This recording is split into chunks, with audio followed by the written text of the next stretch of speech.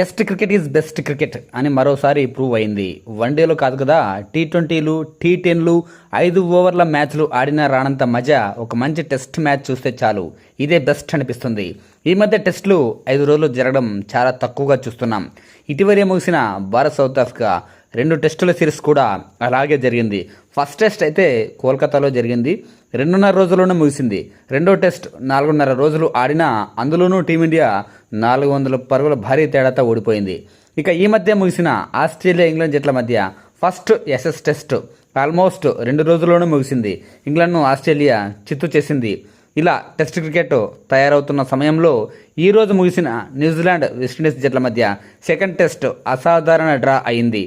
ఈ టెస్ట్ ఇలాంటి ఫలితాన్ని ఇస్తుందని క్రికెట్ గురించి తెలిసిన ఏ ఒక్కరు కూడా ఎక్స్పెక్ట్ చేసి ఉండరు. మ్యాచ్ జరుగుతోంది న్యూజిలాండ్లో. 4వ రోజు దాదాపు 50 ఓవర్లు ఉండగానే 500 పరుగులు పైగానే వెస్టిండీస్కు టార్గెట్ ఇచ్చింది న్యూజిలాండ్. అంటే వెస్టిండీస్ గెలవాలంటే కనీసం 530 పరుగులు చేయాలి. అది అసాధ్యం. పోనీ డ్రా చేసుకుందాం అనుకుంటే దాదాపు 150 ఓవర్లు ఆడాలి. ఇది కూడా జరిగే పని కాదు. ఎందుకంటే ఈ మధ్య వెస్టిండీస్ టీ20లో కూడా 20 ఓవర్ల లోపే ఆల్అవుట్ అవుతోంది. కాబట్టి వెస్టిండీస్ డ్రా చేస్తుంది అని కూడా కలలో కూడా ఎవరు ఊహించి ఉండరు.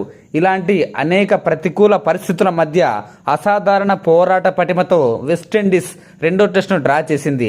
స్టార్ బ్యాట్స్మెన్ షే హోప్ భారీ సెంచరీతో వెస్టిండీస్ను ఆదుకుంటే ఆల్రౌండర్ గ్రీవ్స్ డబుల్ సెంచరీతో వెస్టిండీస్కు చిరస్మరణీయమైన చరిత్రలో నిలిచిపోయే డ్రాను అందిస్తే సీనియర్ బౌలర్ కీమర్ రోచ్ వీరోచిత బ్యాటింగ్తో హాఫ్ సెంచరీతో తన వంతు పాత్ర పోషించాడు.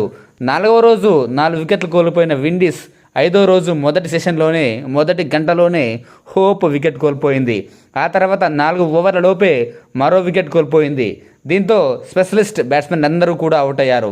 ఇంకా 70 ఓవర్లు ఆడాలి, గెలుపు గ్యారంటీ అని న్యూజిలాండ్ భావించి ఉంటుంది. అలాంటి టైంలో గ్రీవ్స్ అండ్ రోచ్ దాదాపు 70 ఓవర్లు బ్యాటింగ్ చేసి మ్యాచ్ను డ్రా చేశారు. చివరి 2 సెషన్లు అయితే న్యూజిలాండ్ బౌలర్లు తీవ్ర ఎన్ని ప్రయత్నాలు చేసినా వికెట్లు తీయలేక డ్రాతో సరిపెట్టుకున్నారు. నిజంగా వెస్టిండీస్ క్రికెట్ చరిత్రలో కాదు, టెస్ట్ క్రికెట్ చరిత్రలోనే ఇదో చిరస్మరణీయ టెస్ట్ అనడంలో ఎటువంటి అతిశయోక్తి లేదు. జస్టిన్ గ్రీవ్స్ 388 బంతుల్లో 202 పరుగులు చేస్తే, అంటే ఆల్మోస్ట్ 65 ఓవర్లు తనొక్కడే ఆడాడు. అటు టైలెండర్ కీమర్ రోచ్ కూడా 38 ఓవర్లు బ్యాటింగ్ చేశాడు. అంటే 233 బాల్స్ను ఎదుర్కొని 50 రన్స్ కొట్టాడు. అసలు వీళ్ళిద్దరి బ్యాటింగ్ అసాధారణం అని చెప్పొచ్చు.